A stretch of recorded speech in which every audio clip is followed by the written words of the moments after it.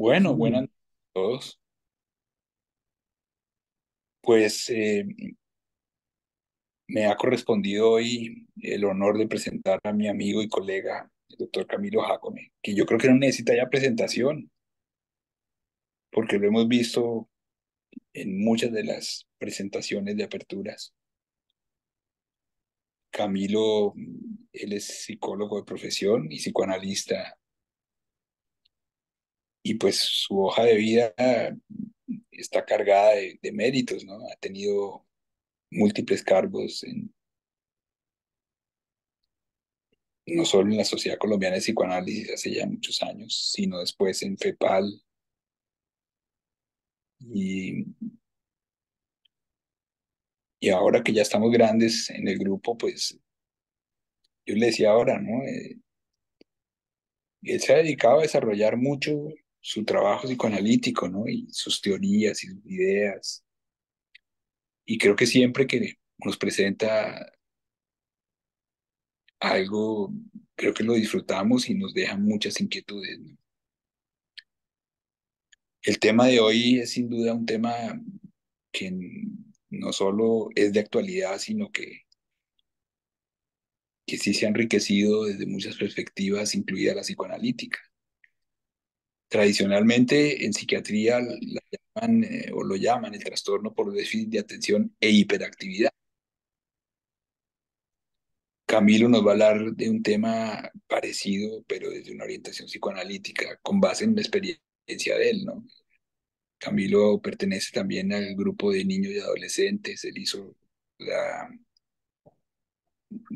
pues no es propiamente una maestría, pero es un posgrado adicional en niños y adolescentes. O sea, él tiene mucha experiencia con niños y adolescentes y también con adultos, ¿no? Entonces, yo creo que no, yo le había dicho, Camilo, no hay por qué presentarte. Él ya solo se presentó hace mucho tiempo. Lo conocemos casi todos los que estamos acá hoy. Y para los que no, pues tienen derecho a tener una opinión diferente. Pero creo que cuando lo oigan o lo oigamos, pues vamos a tener una idea más clara de quién es Camilo, ¿no? Entonces, Camilo, sin más, la palabra es tuya y al final ojalá participen muchas más personas en nuestro deseo en apertura, ¿no? Que cada vez participen más. Entonces, Camilo, adelante, te ¿no? escucho, te oímos. Bueno, muchas gracias, Ricardo, por la generosa presentación. Sí, vamos a hablar hoy pues en este ciclo de conferencias de aperturas, hablar esta noche del trastorno por déficit de atención y, e hiperactividad. Pues generalmente voy a mencionarlo solamente como trastorno de déficit de atención. John, si me das la posibilidad de compartir pantalla Sí, señor, para ya está poner habilitado. ah, ¿cómo es el asunto? La parte inferior, compartir. Ah, compartir Sí, señor. pantalla.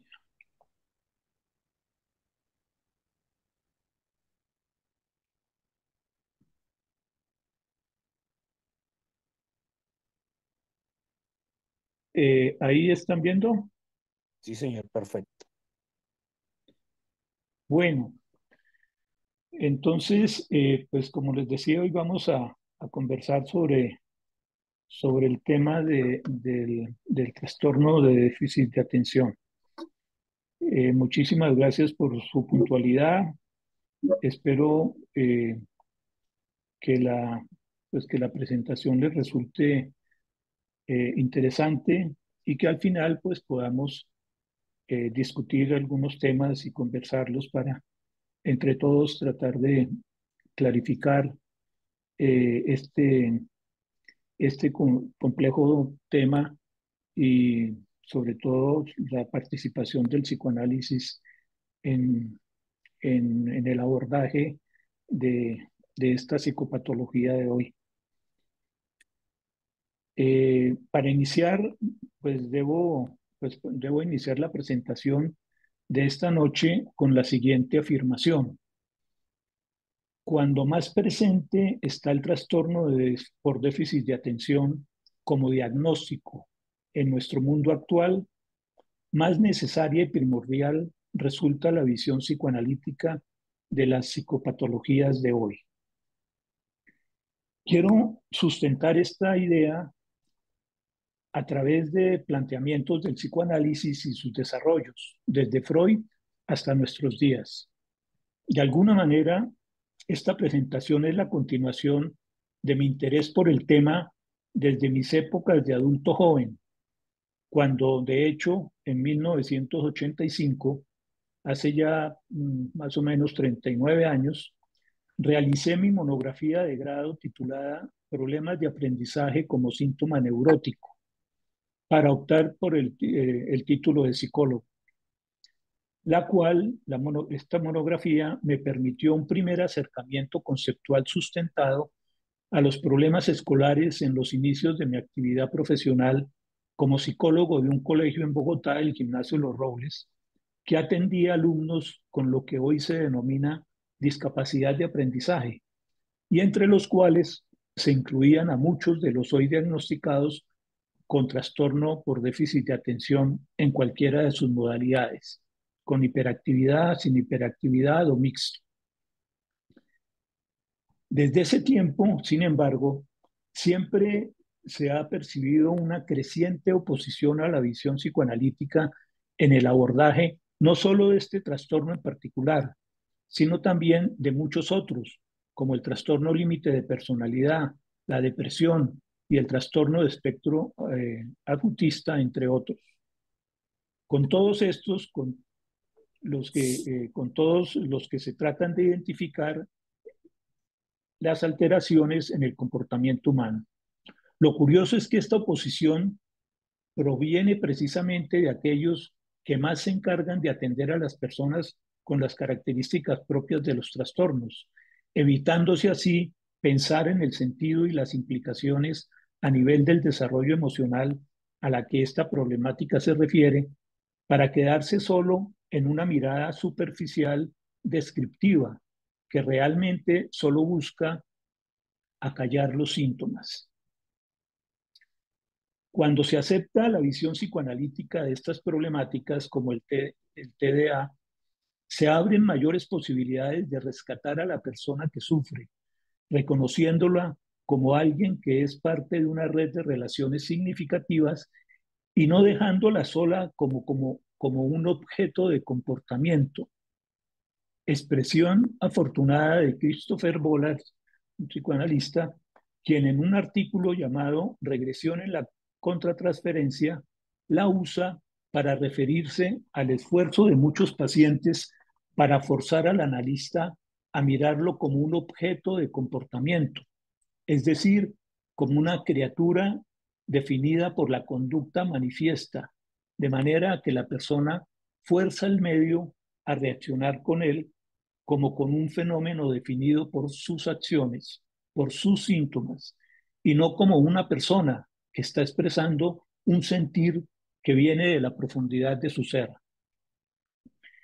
Quizás podemos estar de acuerdo en que esta situación puede ser evitada. Por ejemplo, si se acepta la mirada psicoanalítica en este tipo de hechos, ya que no existe realmente justificación para dejarla de lado y al contrario, hoy en día es más necesario tenerla siempre presente. Con este fin, hoy entonces voy entonces aquí a presentar algunas reflexiones y lo haré en los 4 siguientes apartes. Primero, la psicopatología hoy en psicoanálisis. Segundo, diagnóstico del trastorno de por déficit de atención. Tercero, la construcción del yo y el vínculo alterado. Y cuarto, el TDA, el abordaje psicoanalítico. De acuerdo entonces a esta propuesta, comienzo con el aparte 1, la psicopatología hoy en psicoanálisis. La visión psicoanalítica de los síntomas de la enfermedad mental ha sido clara desde hace más de 100 años. Freud, en la conferencia 16, Psiquiatría y Psicoanálisis, de su libro La Introducción a Psicoanálisis, plantea que el síntoma siempre ha buscado ser descrito a través de lo que lo caracteriza mediante una propiedad esencial. Esta forma de abordaje del síntoma, como señala María Elena Bonilla en una monografía de la Universidad de Antioquia sobre este tema, precisamente una que se llama TDAH del diagnóstico DSM al enfoque psicoanalítico, plantea, ella señala en este tema que pareciera a primera vista la posición de Freud estar de acuerdo con el enfoque de la psiquiatría de su época y el cual sigue prevaleciendo en la actualidad, cuando se recalca en la importancia de hacerle caso tanto a la forma de manifestación como al contenido del síntoma individual. Pero en realidad, la coincidencia en este punto no es más que aparente. Si se pone cuidado en identificar para qué Freud recomienda poner atención en esos atributos del síntoma, se entenderá que él no lo hace para clasificar o definir enfermedades como es lo habitual, sino más bien para tener pistas sobre el sentido de los síntomas y sobre sus nexos con el vivenciar de quien lo padece, para, en esa medida, descubrir una etiología más congruente y, por supuesto, más rica que las solas hipótesis causales acerca de la intervención de factores hereditarios u orgánicos propia de ese enfoque predominantemente biológico que sigue predominando hasta el día de hoy. Esta visión psicoanalítica de los síntomas prevalece hasta nuestros días, así las épocas sean ya diferentes y se hayan dado cambios en las descripciones psicopatológicas y en los constructos conceptuales que las explican. Mas, sin embargo, hoy en día surgen inquietudes como lo plantea el psicoanalista español Esteban Fernández en un artículo de la revista del Centro Psicoanalítico de Madrid, cuando él explicita las siguientes cuestiones. ¿Qué alcance tienen ciertas modificaciones en la patología y en las demandas de tratamiento que se observan en los últimos años? ¿Los cambios registrados son especialmente significativos o entran dentro de los cambios lógicos que se producen en cada época? ¿Se trata de nuevas sintomatologías verdaderas o de antiguos fenómenos clínicos bajo nuevas apariencias? Y un último cuestionamiento: ¿somos los analistas quienes al modificar nuestros puntos de vista abordamos la clínica bajo otras perspectivas y apreciamos otro tipo de fenómenos? Todas estas cuestiones, dice Fernández, quedan reflejadas en multitud de trabajos de los que citaremos solo los de Bion y Winnicott, pero también de autores como Kristeva, McDougall, Ferro, Green, Kohut, Rosillón o Kember, que son una muestra del gran número de obras que marcan la transformación de la psicopatología psicoanalítica, con relación a la cual la problemática humana generada alrededor del conflicto típicamente neurótico y que dio lugar al marco teórico inicial del psicoanálisis cambió y sigue cambiando de una manera extraordinaria e imparable. Para pensar la psicopatología del siglo XXI, los autores psicoanalíticos continúan desarrollando nuevas maneras de acercarse al sufrimiento humano en las muchas formas en que se manifiesta. Perdón.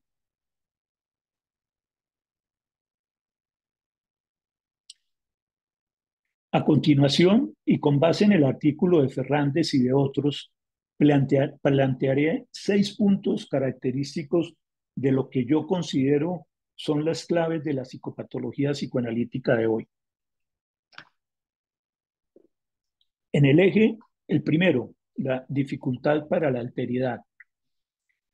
El eje de la psicopatología actual ya no es tanto el conflicto neurótico, la represión, la culpa y el Edipo, sino la dificultad para pensar la alteridad, para reconocer la presencia del otro en mí y la necesidad de reconocimiento que por parte del otro necesitamos.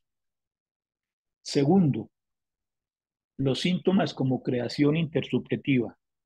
Los síntomas como producto del inconsciente son un fenómeno de creación intersubjetiva producido por el encuentro de dos personas que se codeterminan en el campo intersubjetivo. Tercera clave, la necesidad de vinculación.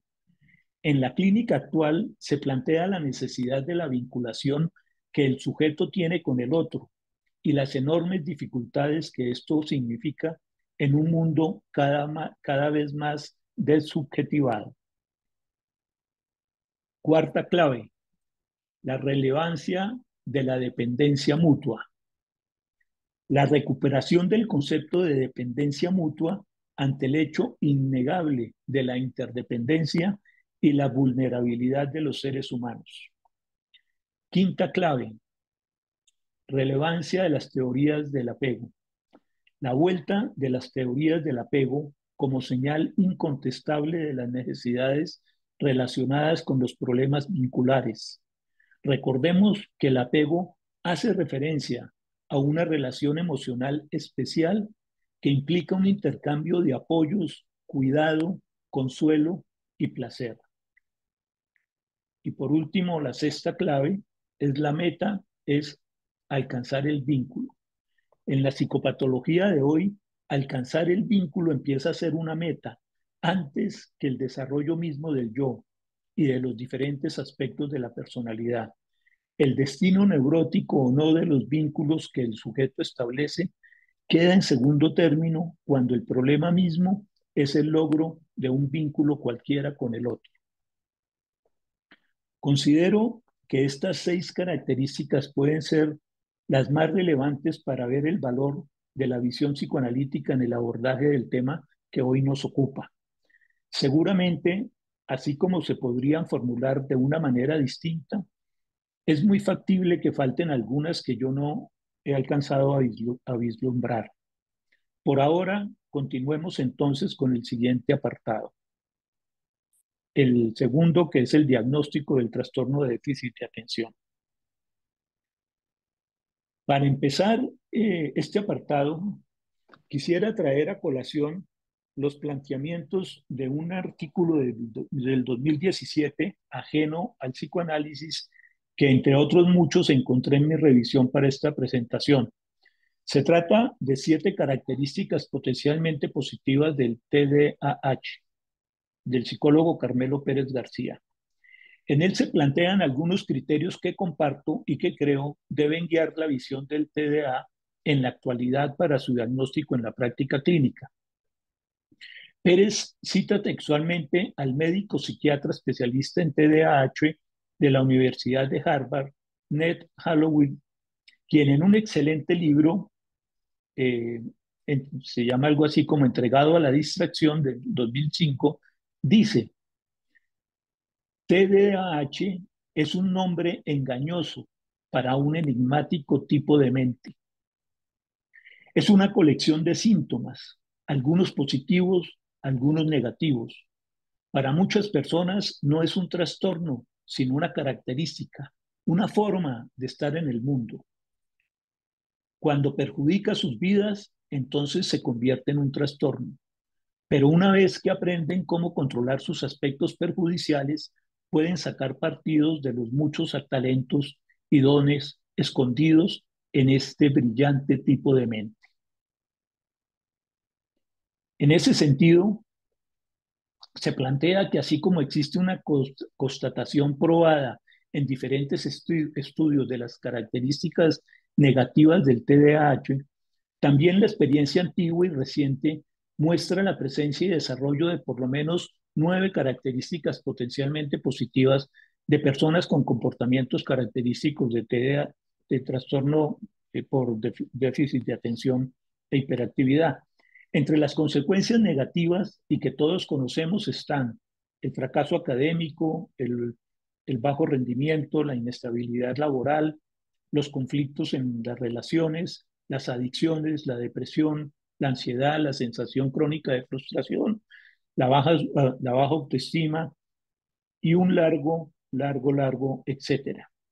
Pero curiosamente, entre las consecuencias positivas se encuentran al menos las siguientes: una gran capacidad de creatividad, una alta energía y un gran nivel de entusiasmo, una gran capacidad para hacer hiperfoco en una actividad motivante, un gran espíritu emprendedor, una resiliencia ante la adversidad formidable, una intuición y una perspectiva muy amplia de las problemáticas de la vida y una impaciencia al aburrimiento, con la consecuente búsqueda de cosas nuevas, búsqueda de novedad.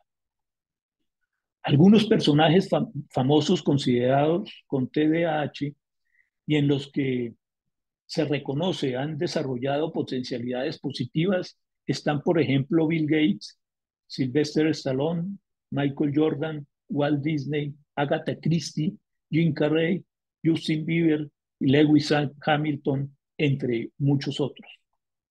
El hecho cierto es que en las últimas décadas se han multiplicado significativamente el número de niñas, niños, adolescentes y adultos diagnosticados con trastorno por déficit de atención con o sin hiperactividad.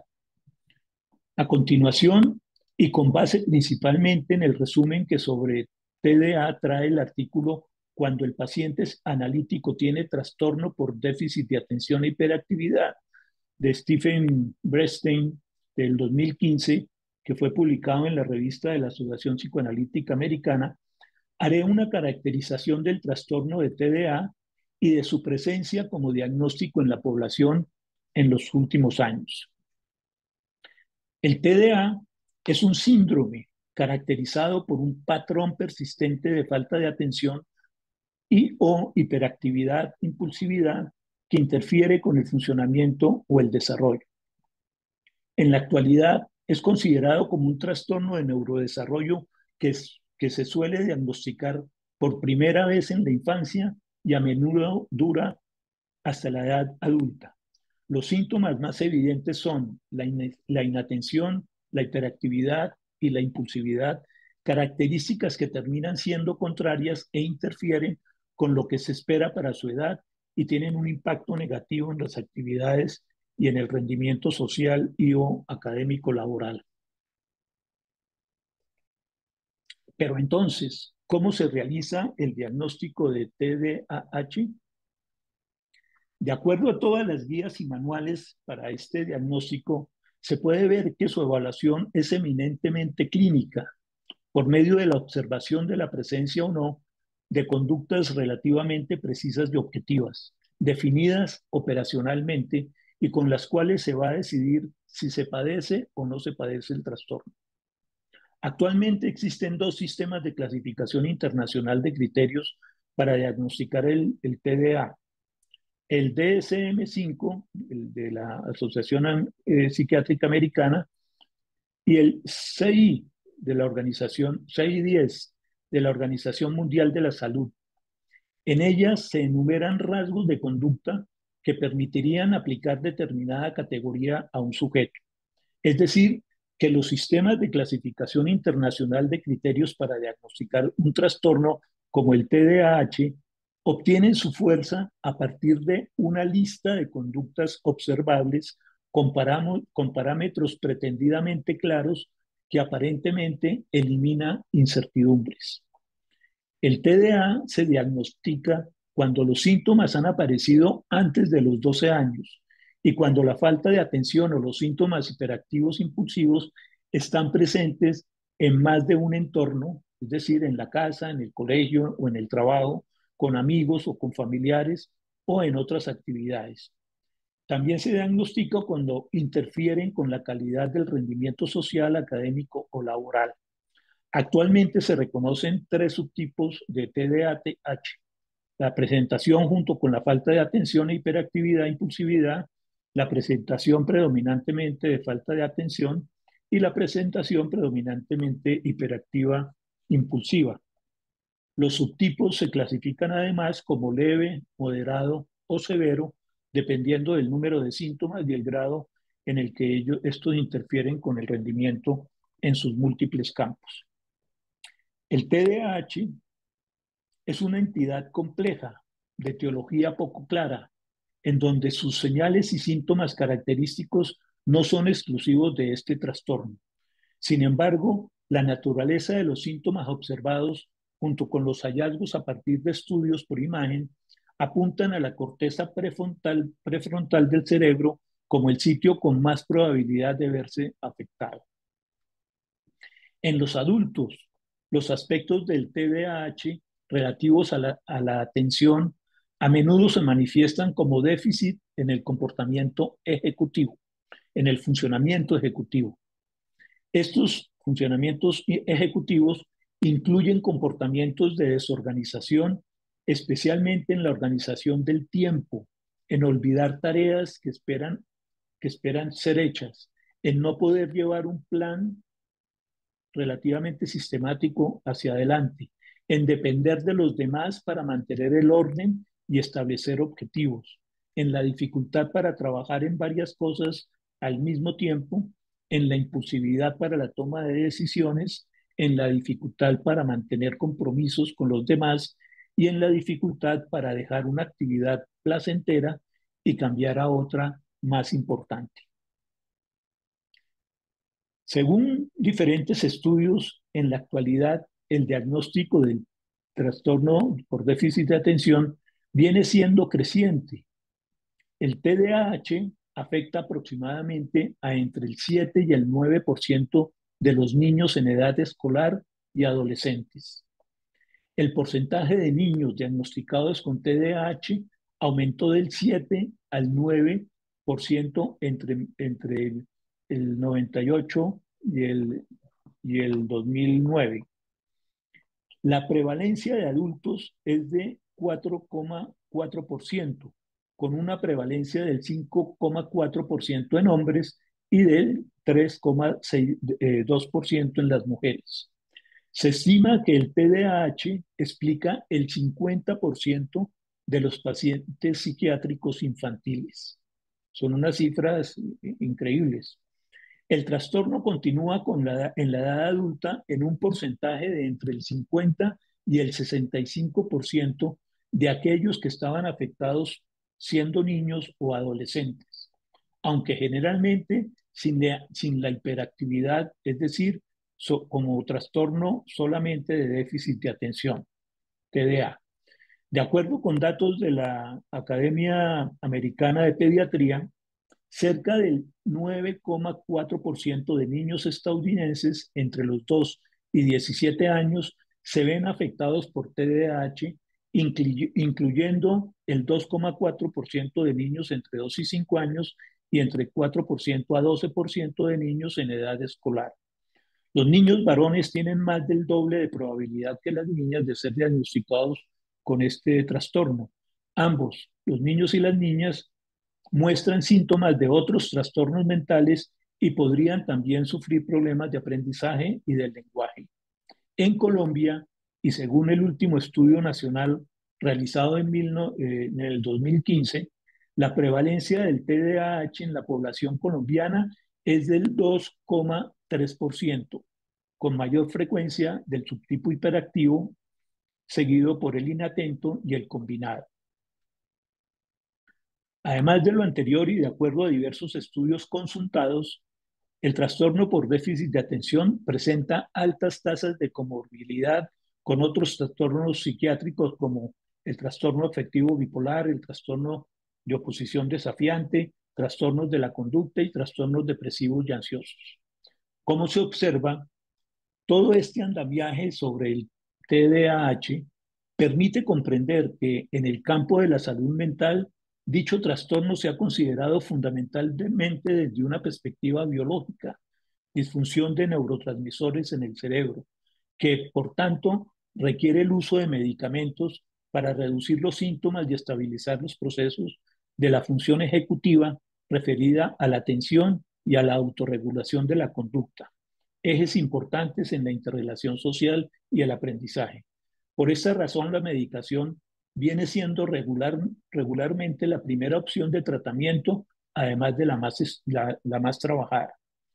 La respuesta de los síntomas del TDAH a la medicación a través de anfetaminas y metilfenidato,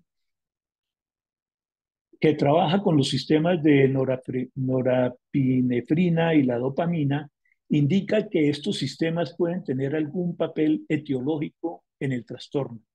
Cuando estas medicaciones son efectivas, facilitan el focalizar la atención y limitar la distracción, permitiendo a los pacientes que excluyan más fácilmente a los estímulos indeseados, ofreciendo una mayor sensación de control. Sin embargo, una escasa respuesta a la medicación no descarta el trastorno, puesto que las respuestas pueden variar de un paciente a otro. La proliferación diagnóstica del TDAH es entonces preocupante, no solamente por su incidencia en la vida de tantas personas y de su entorno, sino por la entendible tendencia de los profesionales que lo tratan a solo hacer un abordaje desde el punto de vista biológico farmacológico. Así entonces, Así a veces venga acompañado de un intento de adecuación comportamental por medio de psicoterapias conductuales y o intervenciones reeducativas, que si bien cumplen una loable función, pueden acallar los síntomas descuidando la dimensión socioemocional, en donde la mirada psicoanalítica puede hacer valer su valor en la comprensión, aceptación y desarrollo de las personas que lo sufren, ayudándoles a encontrar un sentido a su sufrimiento para no solo quedarse con el rótulo de TDA que se le asigna y del cual rápidamente todos se aferran para evitar así preguntarse por lo que le sucede como persona o acerca de lo que hay detrás de su padecer. Espero que todo esto que he tocado en este apartado pueda ayudar a ver el valor imprescindible de la mirada psicoanalítica del trastorno de TDA. Vamos con el tercer apartado, la construcción del yo y vínculo alterado.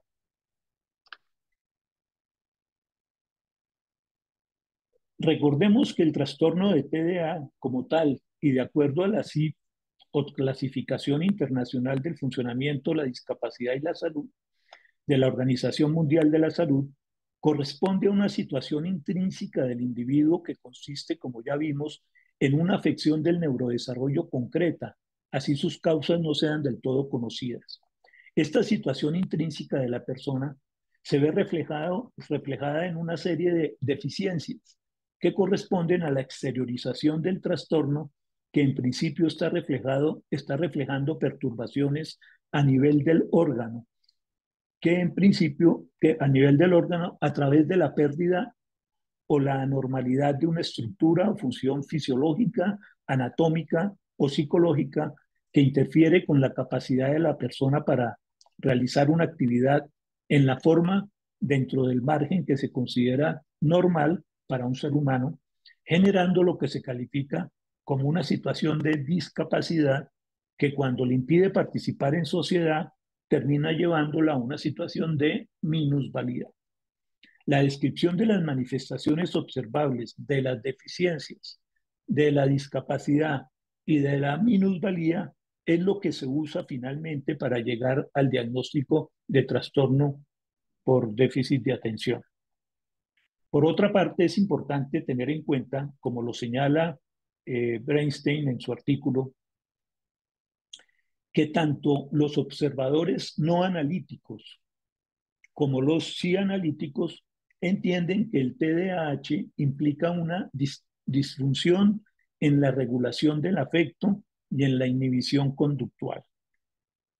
Ambas conceptualizaciones contienen aspectos que se correlacionan, como son la de la capacidad del yo sintética, organizadora e integradora del psicoanálisis y la de la capacidad para inhibir la respuesta a los estímulos para el ejercicio de las funciones ejecutivas que la neurociencia vincula con la corteza prefrontal y las áreas del cerebro.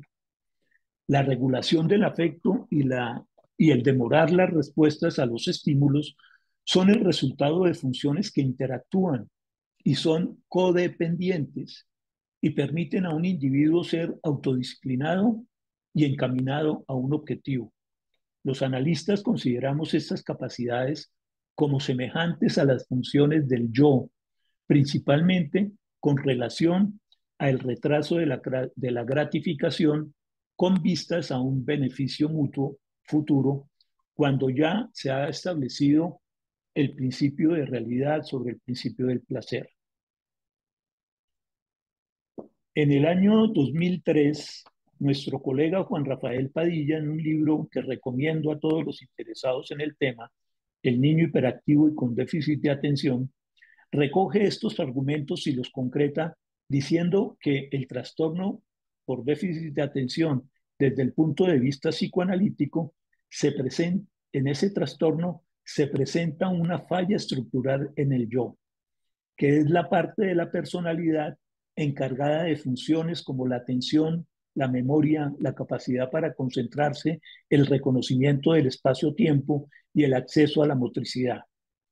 Si esto es así, dice él, debemos afirmar que el TDA implica un déficit mayor o menor en esas funciones, lo que imposibilita una buena adaptación.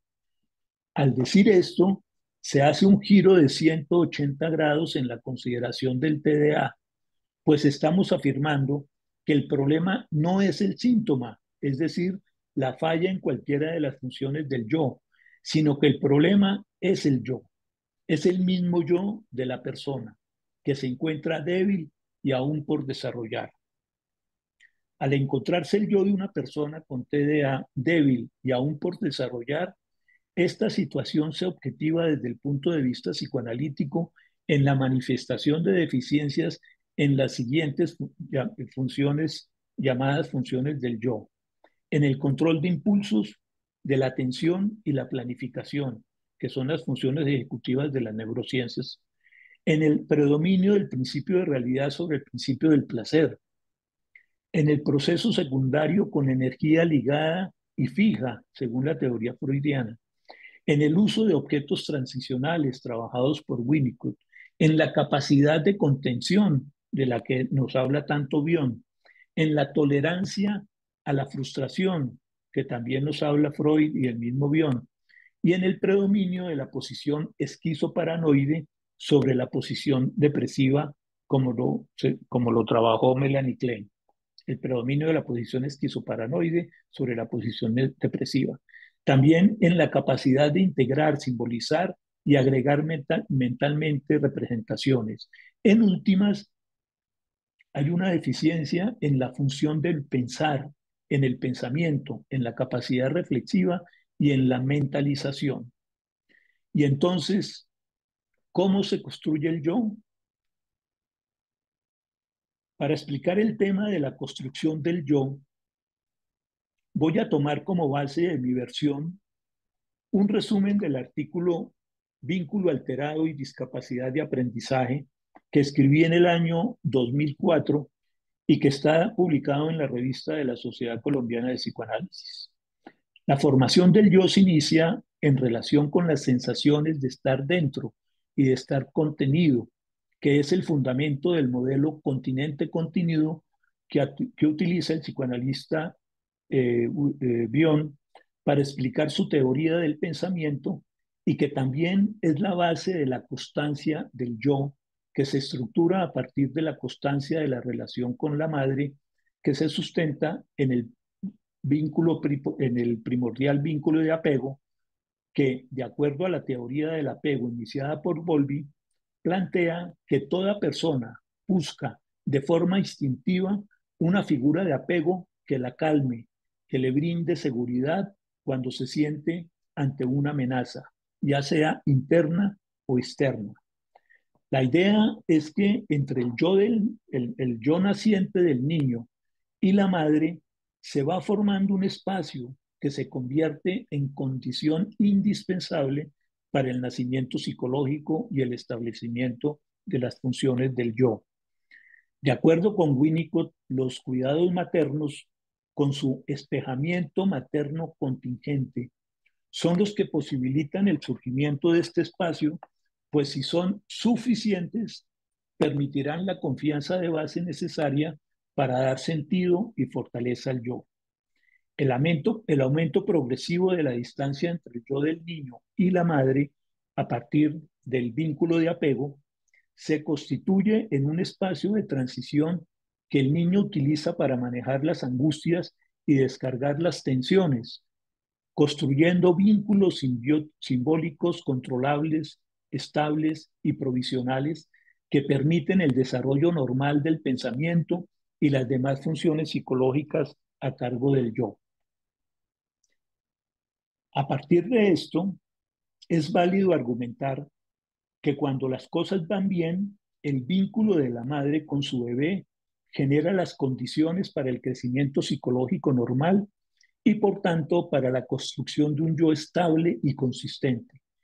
Pero si las cosas no van bien y los cuidados maternos no son suficientes, entonces no se da un entendimiento entre el niño y la madre, produciéndose lo que yo sugiero llamar un vínculo alterado, el cual debe ser entendido a partir del significado mismo de la palabra alteración, como el hecho de cambiar la esencia, la forma o las cualidades del vínculo de la madre con su bebé.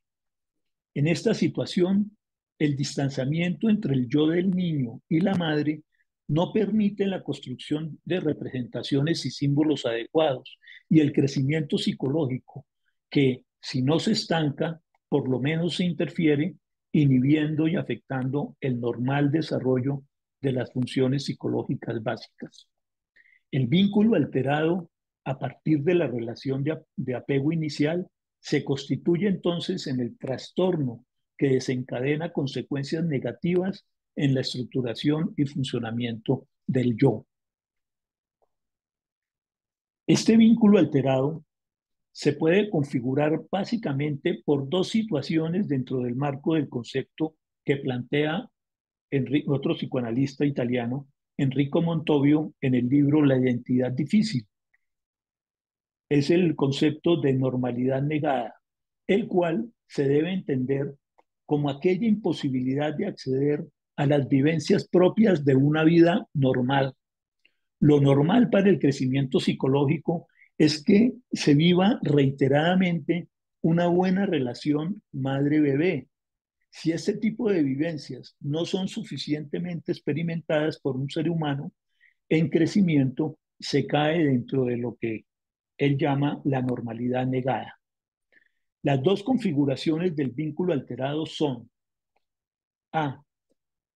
La relación de objeto primaria no satisface la necesidad primordial de normalidad del bebé, porque la madre no es suficiente.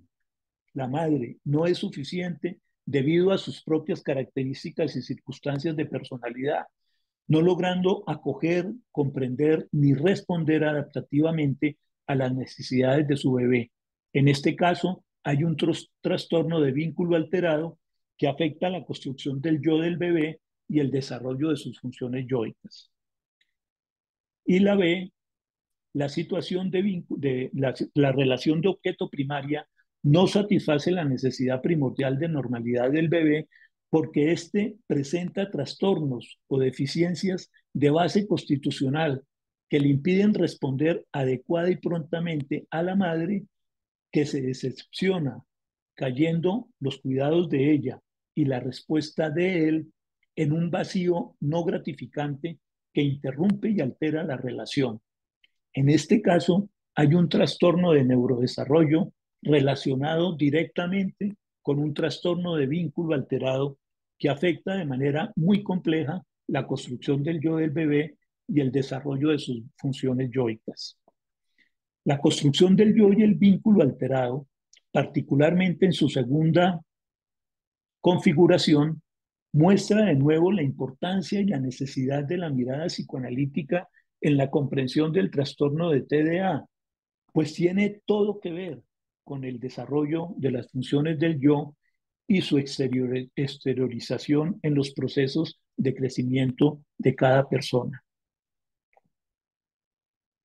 Dicho esto, vamos al último apartado, alrededor del TDA en el abordaje psicoanalítico.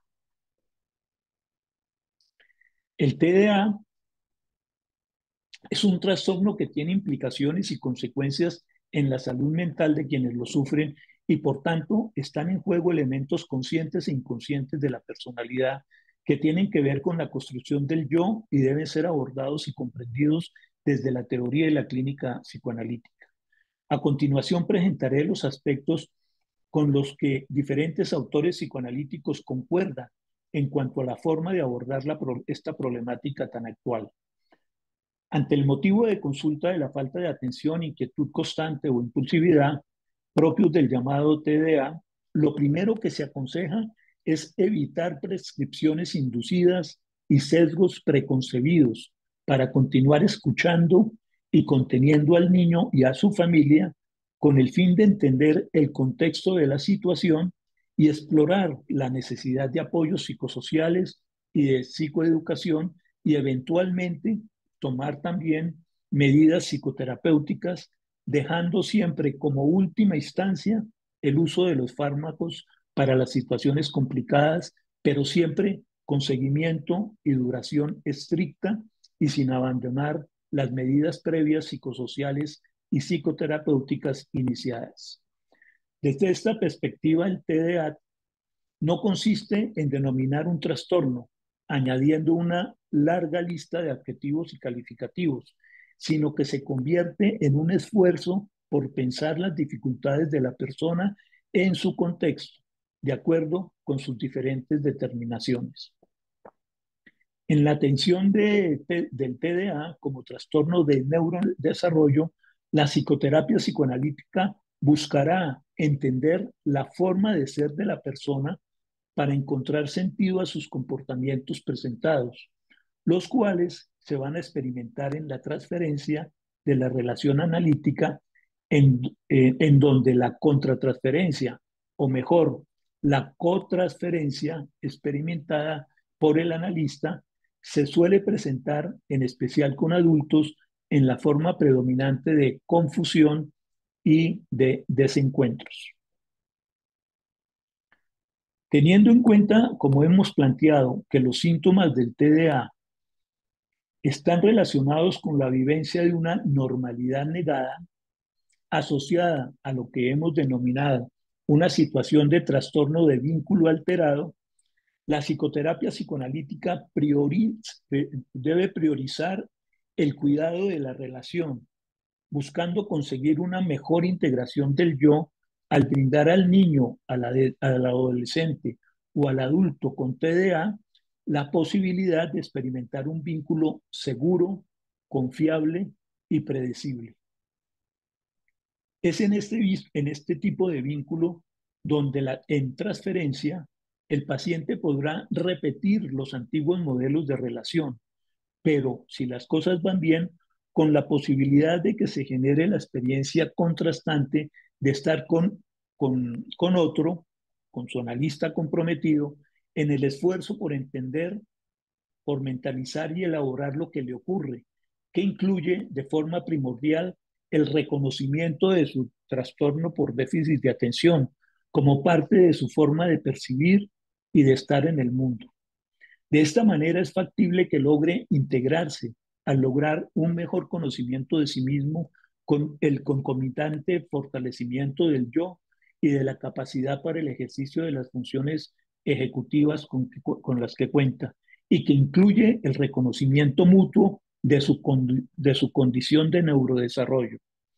Es en este proceso relacional en el que se crea la opción de ejercitar lo que hoy algunos llaman la capacidad metacognitiva, es decir, la habilidad de pensar los propios estados mentales y la capacidad reflexiva. Para finalizar, y de acuerdo a lo que hemos hablado en estos 4 apartados, podemos ya concluir entonces que el déficit de atención y los demás síntomas asociados al TDA tienen que ver con fallas en el ejercicio de las funciones ejecutivas investigadas por las neurociencias que se entrelazan y dependen para su integración de la adecuada construcción del yo, como lo estudia y plantea el psicoanálisis. Si esto es así, es justo ya propender por la validez de la afirmación con la que iniciamos esta presentación. Cuanto más presente está el TDA, como diagnóstico en nuestro mundo actual, más necesaria y primordial resulta la visión psicoanalítica de las psicopatologías de hoy. No sé ustedes qué opinan, pero me parece que la experiencia y las evidencias personales de un gran número de personas que han vivido la experiencia del análisis personal indican que entre más elementos del psicoanálisis haya en la comprensión de una situación individual y social particular, se tienen más posibilidades de entender lo que pasa y mejor se interviene en los asuntos de la vida, como por ejemplo en este que hemos tratado hoy, referido a una realidad tan compleja como es la de las manifestaciones del trastorno por déficit de atención y su abordaje. Bueno, muchísimas gracias por la atención y espero que podamos ahora tener un interesante diálogo. Camilo, muchas gracias por la enriquecedora presentación que acabas de hacer. Mm,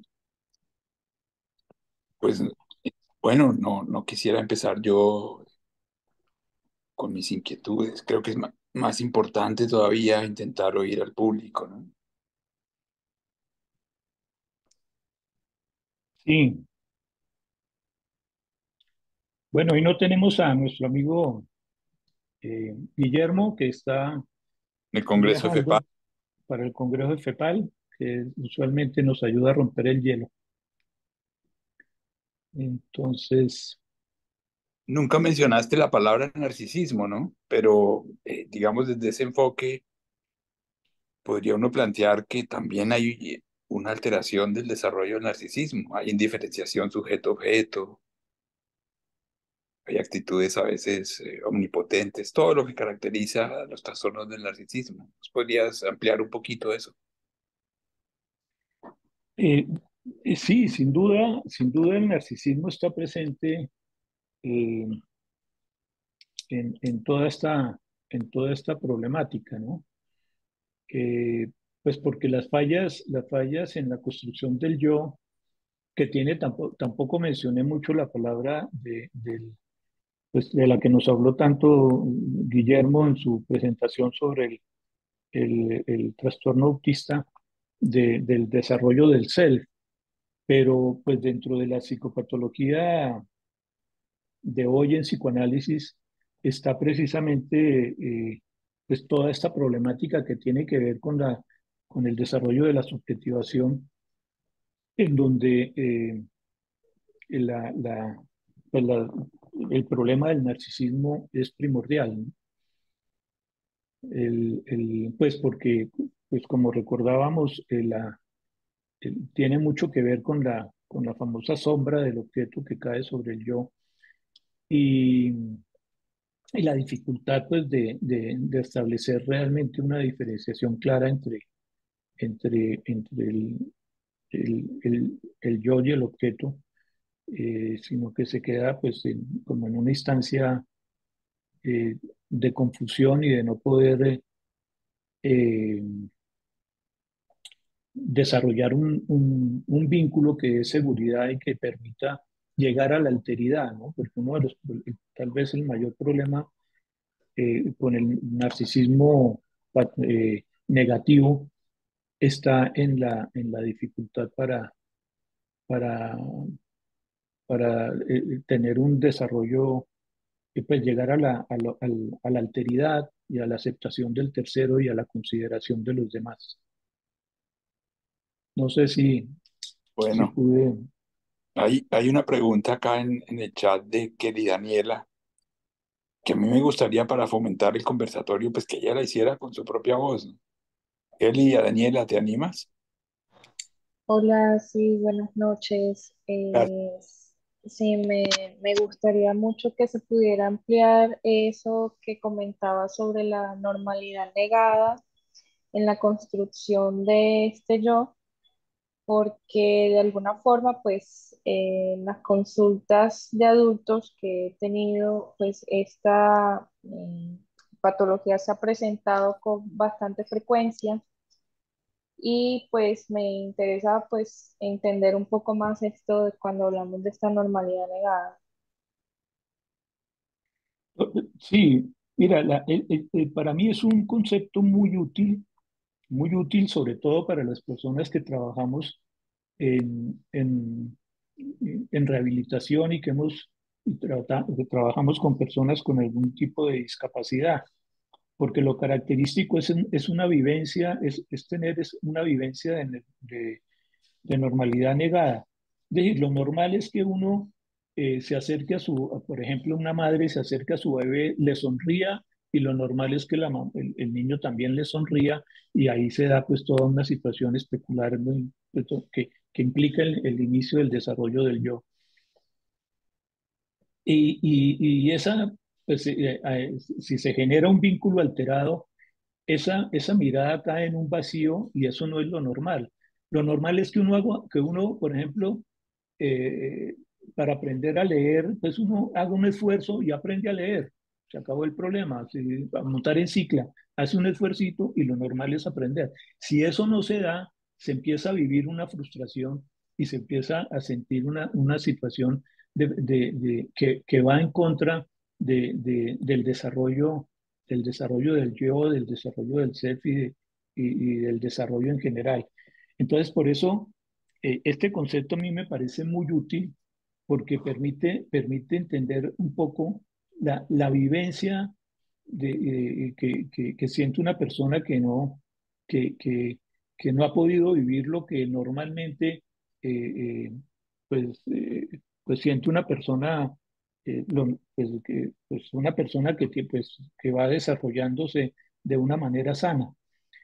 Eh, lo que tú mencionas es bien interesante porque uno trabaja con muchos pacientes que si tienen este tipo de, de- de trastorno de neurodesarrollo, y uno lo empieza a tener muy en cuenta,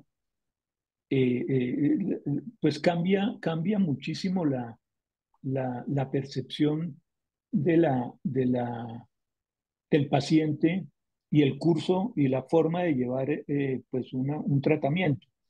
Porque si por ejemplo, un paciente pues que se le olvida pagarle a uno o que llega tarde, que sistemáticamente, que, que se equivoca, que es desordenado, y uno le interpreta, por ejemplo, eso como olvidos, como actos fallidos, le interpreta ese tipo de situaciones como un intento de evadir pues una realidad difícil que está viviendo en la transferencia, pues eso no lleva, lo único que reproduce es una nueva situación de normalidad negada, porque no está nuevamente no está siendo entendido. Mientras que si uno le reconoce que es que él funciona así, que él tiene una dificultad en su capacidad, una característica, digamos, que implica una dificultad en la capacidad para organizar sus tiempos y para organizar sus pagos, y que necesita unos apoyos alrededor de eso. Y si ese reconocimiento se hace, entonces, pues la persona pues se va a sentir entendida, se va a sentir acogida, y se va a sentir en una posición muy diferente, así se le va a interpretar pues como si estuviera teniendo unas intenciones que no tienen nada que ver con su realidad. Entonces, es muy importante este tema, este concepto de normalidad negada, sobre todo para que uno no termine eh, eh, repitiendo también un vínculo alterado que lo único que hace es confundir y generar desencuentros, como decía hace un rato en la conferencia. Me permitiré hacer una intervención más porque me parece súper interesante esta parte, porque hoy estamos viendo, incluso en redes sociales, adultos que se reconocen y hacen como un checklist de yo tuve esto, me pasó esto, tuve esto, pero no hay un diagnóstico como tal a veces reconocido por un especialista como tal. pero que se centra la persona en que esto ha tenido a lo largo de su vida y como también como profesionales a veces podemos cometer el error de decir, mira, si un profesional no te lo diagnosticó, no te vieron desde chico, que te hace pensar que eres adulto, e incluso he encontrado pacientes que siendo adultos les dicen que eso debió haber sido diagnosticado de pequeño y que por ende ya no puede venir a la consulta con un neuropsicólogo o en caso tal con un psiquiatra les dicen que pues que esto ya no compete y que por ende ya no pueden tener este diagnóstico y muchos se han sentido como invalidados porque se encuentran en esos síntomas, se encuentran desde ese lugar. Sí, no, era también Kelly, tal vez, no sé. Sí, Sí, sí, Ah, ok. Sí, eso es muy interesante. La cuestión es que personas con este tipo de trastorno, el trastorno, como vimos, es una clasificación que se ha desarrollado para tratar de, pues por muchas razones. Hay gente que dice que es crear enfermedades para que las industrias farmacéuticas se llenen de plata, pero digamos que no tengamos una mirada de ese tipo, digamos, hagamos una mirada, digamos, más benévola en el sentido de que son diagnósticos que se han desarrollado para tratar de que entre los profesionales nos entendamos y nos pongamos más o menos de acuerdo. Pero este tipo de sintomatologías, toda la vida ha habido personas con este tipo de comportamientos. Sí, lo que pasa es que antes no tenían ese nombre y sencillamente, entonces, por ejemplo, en estos días me encontré con la mamá mm, pues, una muy buena amiga de mi mamá y hablando de los hijos y de cuando éramos chiquitos y todo el asunto, y me contaba de su hijo Jaime, pues porque empezamos a hablar de cómo nos distribuíamos en la mesa del comedor. Y ella empezó a comentar, a acordarse en cómo colocaba a los hijos en la mesa del corredor, que tuvo 8 hijos. Y ella hablaba especialmente de su hijo Jaime, que lo tenía que tener amarrado al lado de ella porque era insoportable. Botaba todas las cosas, le pegaba al uno, gritaba, molestaba. A veces le tenía que agarrarlo y guardarlo en un cuarto mientras todo el mundo terminaba de comer. O sea, era un típico, pues que uno diría hoy en día que es un paciente es una persona que que cumple esas características que están en el DSM-5 y tal y que tiene déficit de atención. No, pero lo que tenía era una mamá que lo conocía, que lo contenía, que respetaba, pues no lo, pues que tenía una muy buena relación con él. Y esa fue una persona que pues ha tenido una vida completamente normal, sigue teniendo pues situaciones así de desorden y todo eso, pero encontró la forma de aceptar sus características y desarrollar una vida completamente satisfactoria y normal. Entonces, el diagnóstico es importante, pero lo que es más importante es entender lo que le pasa a la persona como que tiene con unas características, es decir, él vive el mundo así, son personas que viven el mundo así, y si desde luego pues hay pues algunos apoyos eh, eh, pues, pues por eso es muy importante dentro de todo esto del TDA hacer mucha psicoeducación, es decir, explicar en qué consiste el síntoma, en qué consiste el, el trastorno, pero no quedarse ahí, sino siempre mirando cuál es el contexto, cuál es la situación real de la persona que lo está sufriendo y a partir de ahí, eh, dar los apoyos y dar las ayudas que realmente necesita. Ahora, si la persona realmente logra entender que tiene y logra ser diagnosticada de una manera profesional, pues eso le va a ser de mucha ayuda, no no necesariamente para sacar beneficios secundarios de esa condición, sino como una parte del conocimiento, pues, del conocimiento de sí mismo, que es en última el objetivo del psicoanálisis, ¿no? De cumplir con el conócete a ti mismo. Gracias, Camilo. Hay una persona, Sí, pues, en el chat, es una inquietud, parece personal, ¿no? No sé si la quieres plantear, Peter, con tu voz para escucharte y si pones la cámara mejor, porque pues los vamos conociendo, pero si no, yo la leo con mayor gusto.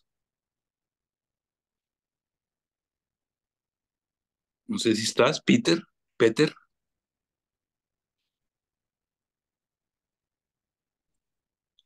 De todas maneras, él dice, el ruido, como se entiende la sensación de ruido, una lluvia constante, no solo de ideas o atenciones, ese procesamiento en paralelo de ideas, suspensivos, puntos suspensivos. Hace unos días tomé una dosis de medicamento y es sorprendente silencio mental. Como viven los no TDA, es silencio mental. Quizás hace alusión también pues al famoso uso que hacen los psiquiatras infantiles de la Ritalina, ¿no? Derivada de la anfetamina y que es un medicamento de control especial. Conseguir eso hoy día en Bogotá nomás es súper complicado. No lo venden en cualquier farmacia, necesita fórmula del médico, bueno, es... Pero también quizás la inquietud un poco a los que han tenido niños, por ejemplo, en clase o en actividades de esas, son situaciones que muchas veces demandan del profesor pues una atención urgente porque se perturban a todo el resto de niños del salón, ¿no? Y yo, pues yo nunca he atendido niños, pero me imagino yo que tener una clase de 50 25 muchachitos y uno que no se está quieto y brinca toda la clase, porque no se pueden estar quietos en su asiento, entiendo, ¿no?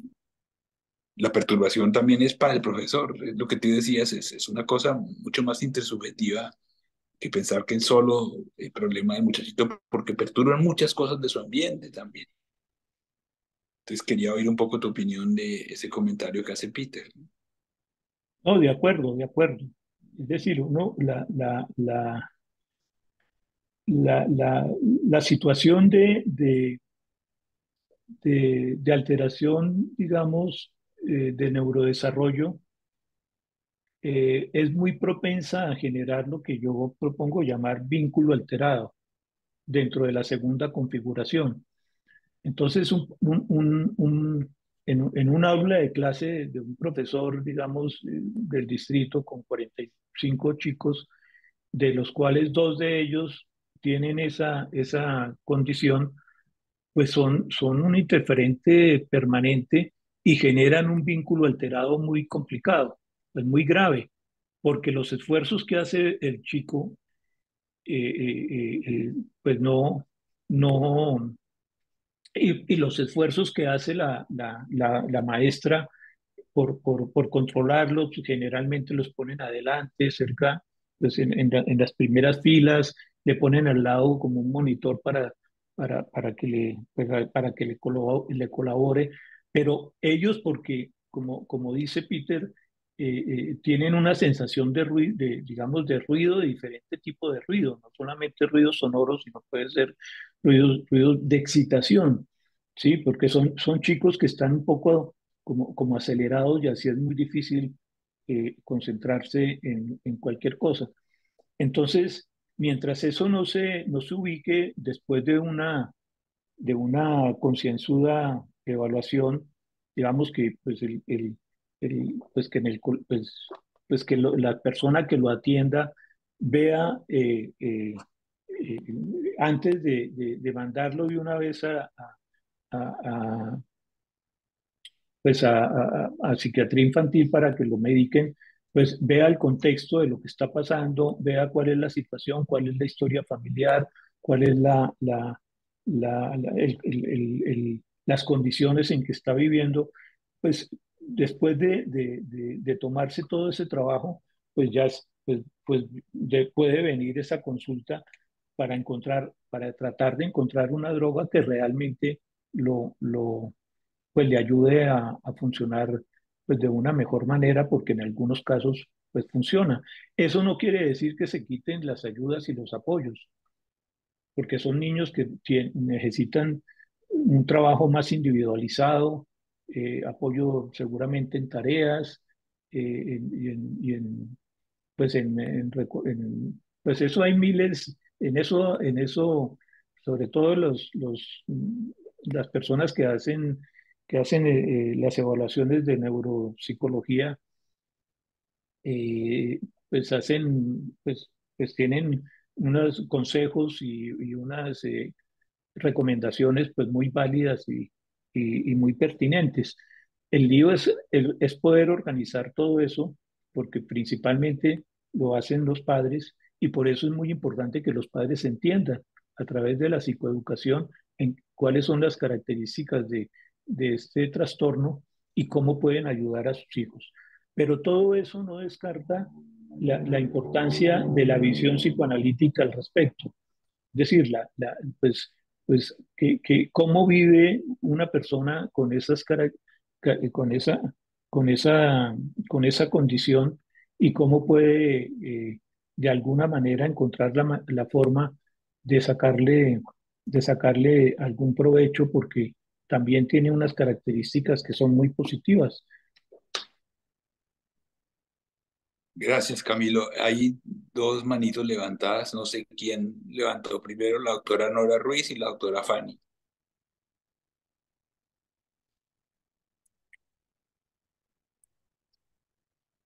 Dale, Sí, Nori. Voy a empezar yo. Bueno, dale. quería hacer dos comentarios. Excelente la charla, gracias Camilo por repasar además todo esto, especialmente teniendo en cuenta que hace unos días escuchamos autismo. Y aquí viene mi primera pregunta. Hace bastante vengo escuchando en los congresos, en fin, sobre temas de autismo, como nombrarlo más una condición que un trastorno, especialmente en todo lo que es el espectro autista. Esto tiene una connotación importante incluso en lo social, en los colegios, en fin, de dejar de usar la palabra trastorno, que se considera patología, mientras que condición es una alteración en el desarrollo no patológico, que no va a avanzar, en fin. Y cuando escuchaba eso, también me imaginaba si estos cuadros de hiperactividad con déficit de atención no son realmente una condición. Obviamente estoy hablando de cómo nombrarlo, que la sola sigla ya tiene incluido el trastorno. Pero fíjese que a medida que lo escucho y recordamos lo que se habló de autismo, creería yo que a futuro alguien va a decir que esto es más una condición, que además pone un reto social muy grande porque son personas igualmente como se dijo hace un rato por el doctor Yamín, que fastidian, ¿no? Fastidian al salón de clases y si hay más de uno, pues peor, salones de más de 35 estudiantes son inmanejables, entonces son niños que sacan de los colegios, que tienen quejas constantes de los padres también de otros niños, en fin, que además cuando yo los recibo adultos observo una baja autoestima, una gran dificultad para atreverse a cumplir sus sueños porque siempre fueron rechazados, ¿no? Entonces, la primera pregunta es eso, ¿qué concepto le, le, le supone pues pensar si podríamos algún día considerar esto como una condición? Y lo segundo es que he encontrado muchos padres que vienen con sus hijos diagnosticados con hiperactividad, déficit de atención, que envían los colegios para que les demostremos que no hay una alteración estructural demostrable, porque pues al final si hay una alteración que no podemos mostrar en resonancias o en electroencefalografías. Y los padres me dicen, yo tuve el mismo problema, mi papá fue igual, entonces sabemos de la condición genética. Pero además esos padres son increíblemente sobresalientes, brillantes. Tengo dos pacientes cuyos papás estudiaron simultáneamente dos carreras, summa cum laude, son los duros. Y a veces me pregunto si no hay un error, un sesgo inmenso en calificar una inteligencia superior o sobresaliente que se manifiesta en esa dificultad para quedarse en un salón de clases sentado a escuchar una clase magistral. Y si hay un mal diagnóstico, y lo que también podemos a veces ver son inteligencias superiores, ¿no? Sí, de acuerdo. Eh, no sé, bueno, empezando por el final, se me ocurre, eh, yo tenía un poco la idea de que tener una inteligencia superior es un lío serio en la vida. Sí, porque, porque está muy expuesto a situaciones de vínculo alterado, ¿sí? Y de normalidad negada, precisamente por esa inteligencia superior. Es decir, pues son tan inteligentes que entonces uno, pues ponen, pues si sale de pronto en una revista como la gran vaina que un chico de 14 años está estudiando en la universidad tal ingeniería de no sé qué a los 14 años, pues son cosas que van un poco en contra esto, de esta idea de normalidad negada, ¿no? De lo que se espera de un chico a los 14 años, que debería estar en otro plan, ¿sí? Peleando con los papás y cosas así, que es lo que debe estar haciendo un chico de 14 años. Eh, pero bueno, el asunto, yo estoy de acuerdo en hablar mejor de una condición y irse en la medida en que uno, en que se va alejando de la situación médica, que es una tendencia sobre todo en rehabilitación, en educación, pues eso es muy importante, porque lo que yo trabajo con chicos con discapacidad intelectual, con adolescentes y adultos jóvenes con discapacidad intelectual.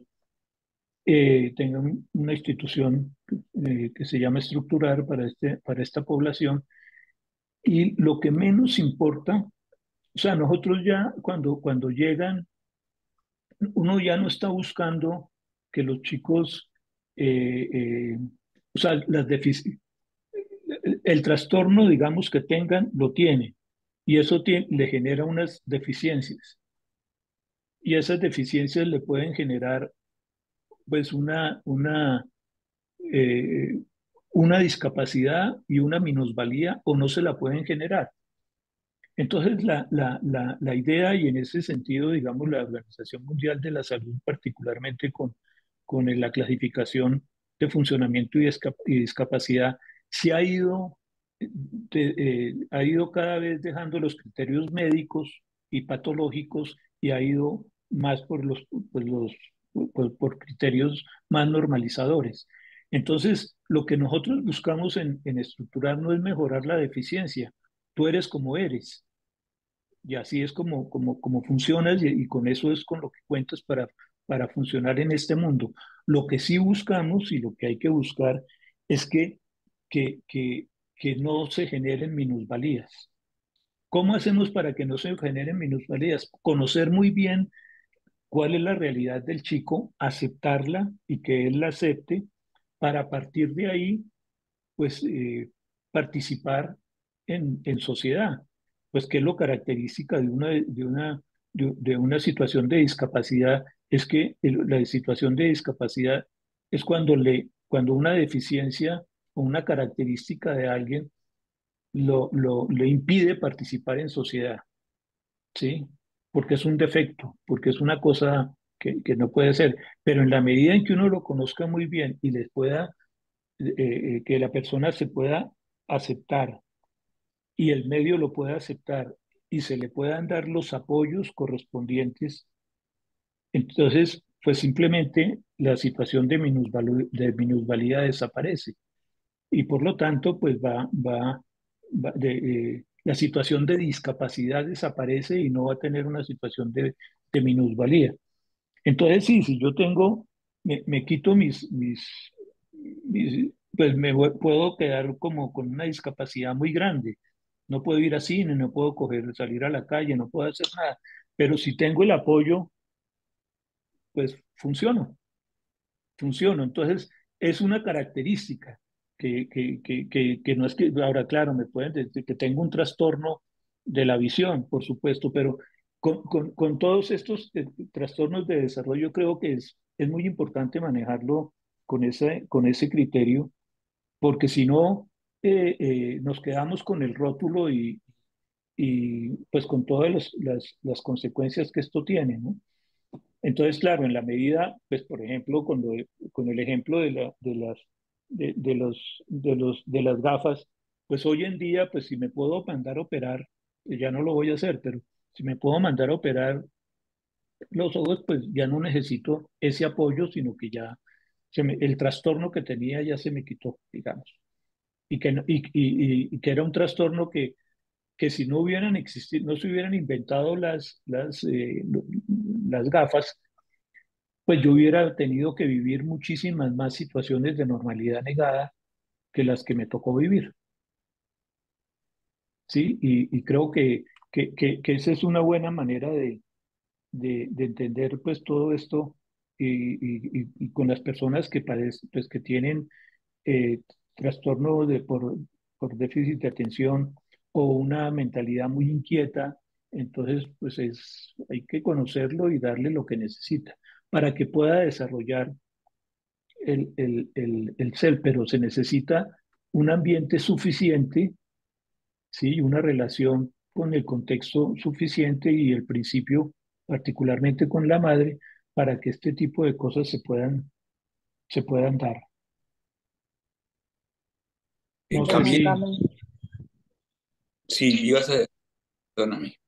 Sí, yo quería acá introducir, ahora que volvió a mencionar lo de la madre, pues tenemos la base de la madre suficientemente buena, pero también aquí en la actualidad vemos estos primeros padres, bueno, por así decirlo, muchísimo más presentes y vinculados.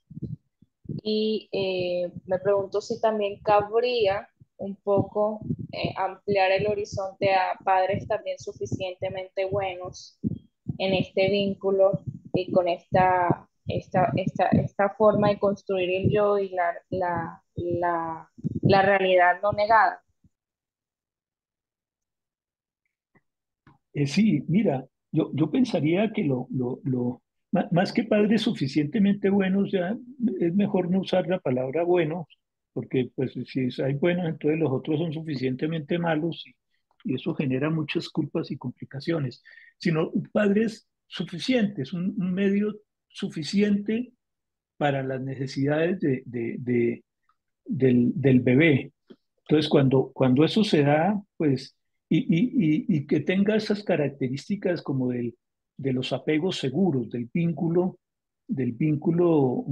caracterizado por un apego seguro, y me parece que todos nosotros tenemos que volver a estudiar mucho sobre el vínculo y la teoría de los apegos, porque un apego seguro permite el crecimiento y el desarrollo del ser humano. Un vínculo evitativo, un vínculo pues, ambivalente, un vínculo confuso, no lleva, pues, y ya hay muchos estudios que muestran que no llevan sino a patologías, ¿no? Que no llevan sino al desarrollo de la psicopatología de hoy. Entonces, esas lo que venimos diseñados, es decir, venimos diseñados para establecer apegos y para establecer pues apegos seguros, es decir, que uno encuentre una madre que lo va a atender bien, que lo va a satisfacer en sus necesidades, que le va a respetar la omnipotencia, que le va a respetar sus gestos espontáneos, como diría Winnicott, y que no le va a meter a imponer sus criterios a la fuerza, todo eso va a generar un vínculo seguro que es propicio para el crecimiento y por eso es tan importante establecer, la base de todo es establecer buenos vínculos. Para yo poder conocer muy bien a mi hijo o a mis alumnos, tengo que estar con ellos y tengo que vincularme con ellos. Los mejores maestros no son los que enseñan a leer mejor matemáticas y son exigentes y son, no, los mejores maestros, y está comprobado, son en investigaciones, son simplemente los que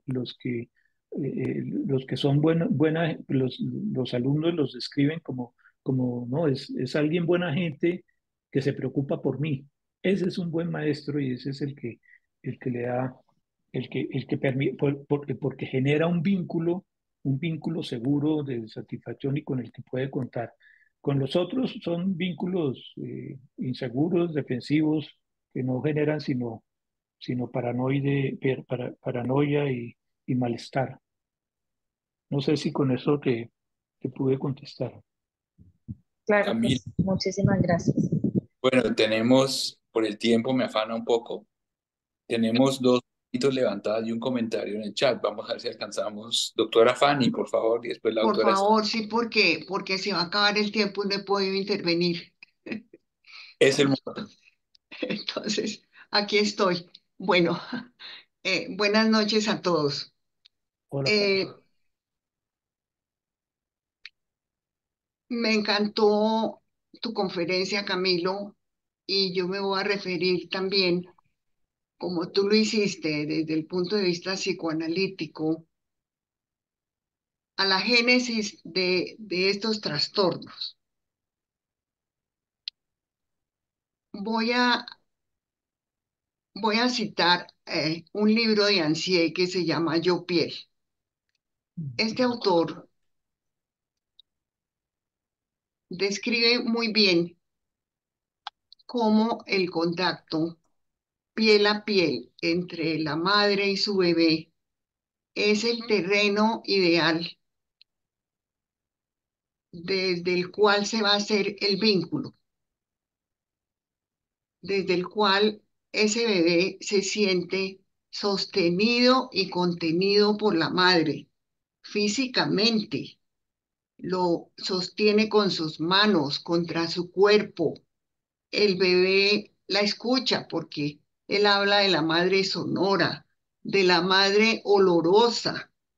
También percibe el olor de la madre, los ruidos de la madre, su voz, su latido cardíaco, la cadencia al caminar, en fin, todo lo que la madre le transmite a ese bebé pequeño cuando lo alza, cuando le habla, cuando lo acuna, cuando lo higieniza, todo le está transmitiendo una madre y el bebé va construyendo esa madre dentro de él, la madre que lo contiene, la madre que lo sostiene. Bueno, a través de esas experiencias piel a piel, se va construyendo algo que a mí me parece hermoso, como lo plantea este autor, que es el concepto de saco psíquico. Es es un saco que se va construyendo a través de ese intercambio piel a piel, sonidos, olores, y ese saco es el que va cubriendo el psiquismo de ese bebé y el que lo va a sostener y lo va a proteger. Cuando después habla él de una primera piel, esa es la primera piel psíquica. Cuando falla esa primera piel, porque por una madre insuficiente que no le da esas experiencias a ese bebé, entonces el bebé recurre a una defensa y crea una segunda piel. Esta segunda piel tiene que ver con la hiperactividad. La segunda piel es muscular. Es un bebé hiperactivo, desde pequeño es hiperactivo, se mueve mucho. Inclusive el autor habla de una bebé que la mamá la llamaba la bebé boxeadora, porque Mm, todo el tiempo estaba pegando puños y patadas, pero era una niña que necesitaba, a través de la estimulación de su musculatura, sentir que su psiquismo se está protegiendo porque había construido una primera piel deficitaria. El otro asunto, cuando la primera piel falla, es que se construye un saco psíquico no lo suficientemente denso. Tiene huecos. Es lo que llaman el yo piel colador, con huecos. Y ese yo piel colador va a dificultar el aprendizaje porque lo que entra sale. No puede contener las experiencias. El aprendizaje se ve muy alterado y pues las experiencias no se pueden sostener, entonces pasan de un material a otro material y ahí vendría el déficit de atención. No se pueden sostener. Bueno, quería mostrarles eso que me parece interesante y definitivamente muy al pie de lo que planteó Camilo. Muchas gracias. Bueno, Gracias a ti, Fanny. la vergüenza de interrumpir por la hora y dejar a la doctora Esther con la manito levantada, el comentario de Diamantina. Ay, pero creo que ya no hay tiempo. En todo caso, Es era tengo una posibilidad mínima porque no era un aporte, era una pregunta en realidad. Pero no sé si hay tiempo, Ricardo. tiempo no, porque pues Por es eso, 8:43 por y eso pues lo procurado dejamos. ser, sí, aperturas, hemos procurado ser muy respetuosos con el tiempo de ustedes y nuestro, ¿no? No, por eso ya está. Me interesa el libro solamente esto quiero decir, que me interesó la idea de que Camilo tiene una publicación y me interesaría acceder al conocimiento de esa publicación. Gracias, Esther. Camilo, queda en tus manos entonces y pues no, Sí, de tengo, pronto está en la revista y yo, bueno, Bueno, cuadro yo después te tienes para que dar hacértela llegar. la información. Ok. Sí, señora. Bueno, muchas gracias. muchas gracias a Muchas, todos por su participación. sí, Camilo, no, simplemente, pues muchas gracias a todos. Fue muy grato estar con ustedes hoy. Invitarlos para la próxima semana al panel sobre el tema del suicidio, que vamos a tener dentro de 8 días. Entonces, pues bueno, muchas gracias y feliz noche. Gracias. Feliz noche, gracias. gracias. Que estén bien. Buena noche. Gracias.